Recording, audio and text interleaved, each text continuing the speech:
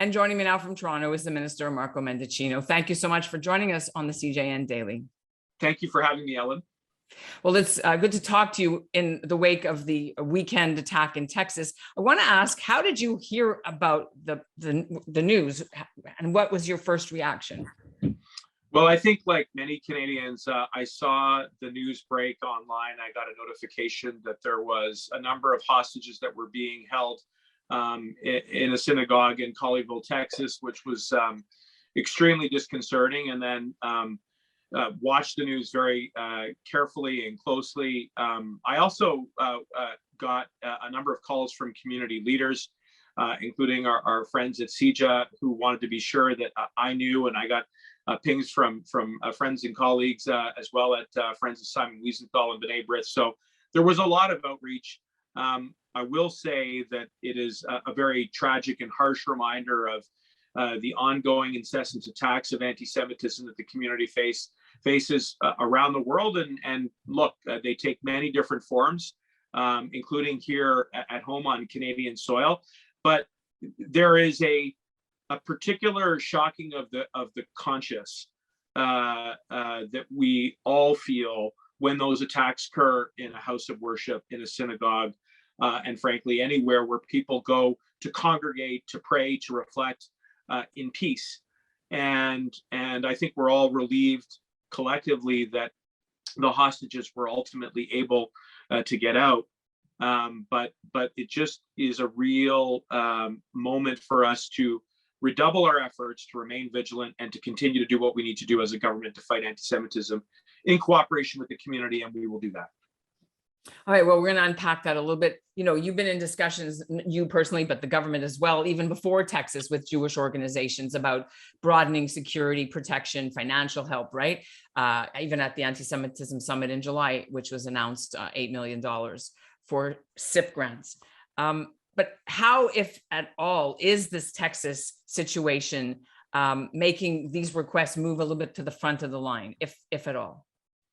Well, I think to begin, certainly there is again, an urgency to really be proactive and not to be reactive to the type of risks that the community faces. And that was the genesis for the creation of the Security Infrastructure Program, or what we referred to as SIP. And I'm proud to say that under our government, that program has been expanded, both in terms of money, but as well as in terms of the types of things that it funds, including infrastructure with security. But we've also, I think, really taken a hard look at having the conversation around providing support for training and for capacity. And that's actually part of my mandate. And the other thing that you mentioned in your question was the Anti-Semitism Summit, of which I participated in. And I think there were a lot of good recommendations that the community put forward, including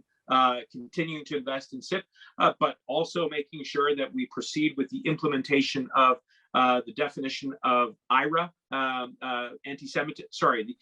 the ongoing implementation of the IRA definition of anti-Semitism, as well as funding and supporting our special envoy on anti-Semitism, Erwin Kotler. And you know, that's work that we're going to do in conjunction with the SIP grants. Okay, so back to my question: what about moving things to the front of the line in light of Texas, such as speeding up the deadlines when SIP grants are approved? Because, for example, on the website it says it's usually within 4 months. Practically, it's between 6 to 8 months. So, is that something that is a priority for you at all? Yeah, without question. And you know, I've certainly made it clear, and I think the Prime Minister has made it clear in his mandate that the SIP is an important part of the overall strategy towards combating anti-Semitism. So I coming into this file, you know, obviously I bring my background as a federal prosecutor. I bring my experience as a local member of Parliament, where, you know, I've seen those incidents firsthand and have interacted with the community and have been there to grieve with the community when those incidents occur. And I think everybody is clear within my department that this is a priority and that we have to deal with these applications on an urgent basis. And we will continue to work closely with the communities to make sure that we get that support out as quickly as possible. You did mention just before about the expansion of the scope. So can we talk a bit about that? There's what are the community members asking, or what are the organizations asking in terms of the expansion of what's covered? Well, I think originally coming in, the parameters were quite defined. And I think what we've done is we've really taken the feedback to heart that we received from the community right across the country, along with many caucus colleagues.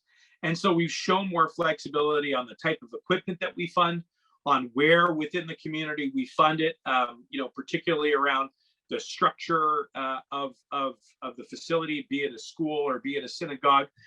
And I think we're now embarking on having a conversation around how SIP might be able to address questions around training and additional capacity.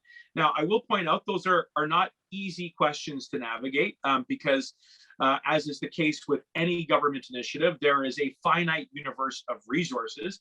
But what I think the community has seen is that there is a real attention to the input that we are receiving, and that sadly and unfortunately, anti-Semitism is on the rise. And so I think as we see incidents occur with greater frequency and intensity, that there is a corresponding obligation on the part of the government to respond in equal measure where we can. And it takes a variety of different forms. The security infrastructure program is one. It is not the only way in which we're going to fight anti-Semitism. We do have to work with the special envoy. We also do have, as I mentioned earlier, the IRA definition of anti-Semitism. This is a very specific tool that I think can be used by law enforcement in a more proactive way, because it gives guidance to both police services as well as prosecutors on what anti-Semitism looks like in the current community, like in its current forms. And those forms have evolved over time. So I think in each and every one of these areas, we are actually moving forward with a comprehensive strategy to reduce anti-Semitism, to eliminate it. And, again, I think that the incident in Colleyville, Texas, just really is a reminder that we have to stay motivated and attentive to this issue. All right, but unpacking what your department is responsible for, which is the hardware and the software skills, soft skills training, volunteers. You personally, I'm sure, could tell me what it's like for you walking into a synagogue where you see, before COVID, of course, armed guards frisking.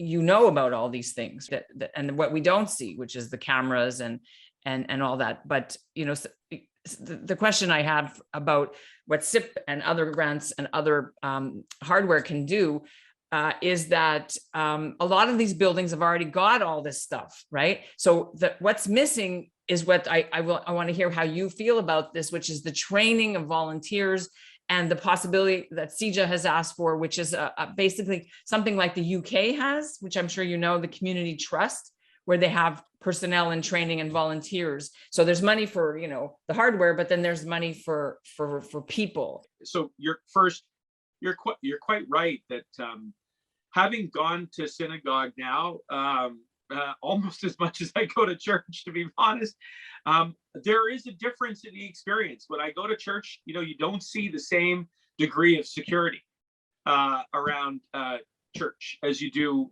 when you go to synagogue. And there's a reason for that. And that is because of the very deliberate and wanton attacks that stem from hate and anti-Semitism that are visited upon the community.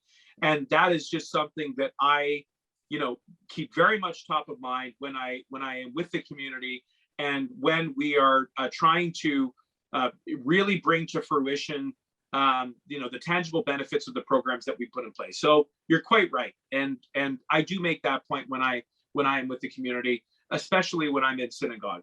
The second thing I would say is that around SIP and its potential expansion into other areas, including providing training capacity, as well as looking at the question of whether or not there's a way to support additional, people and capacity around security. Like a full-time guard instead of just once a year at high holidays. You know what I mean? I think that is precisely the conversation that I have been asked to have in my mandate, and which I plan to have, including tomorrow in the community in York Center with my colleague MP Yara Sachs, where we will open the doors to the community to really dig into this issue and to understand how it is that we can be most effective at partnering with communities to provide security across the board. I think that is precisely the work that we have to embark on in a really thoughtful way, so that we are making the most of what is obviously a very finite set of resources. But we know that the concerns are real, that they are not abstract, that they are felt genuinely by the community, and that this incident in Texas is certainly underlines that the landscape is changed, that it is evolved, that the risks are higher, and that is why I believe that it's important to deliver on the mandate that has been given to me on looking at ways to further leverage the security infrastructure program as a means of combating anti-Semitism and making synagogues and indeed everywhere in the community safe. And about this British style community trust that's been asked for, what are your thoughts about that? What challenges would you have to get something like that approved for Canada?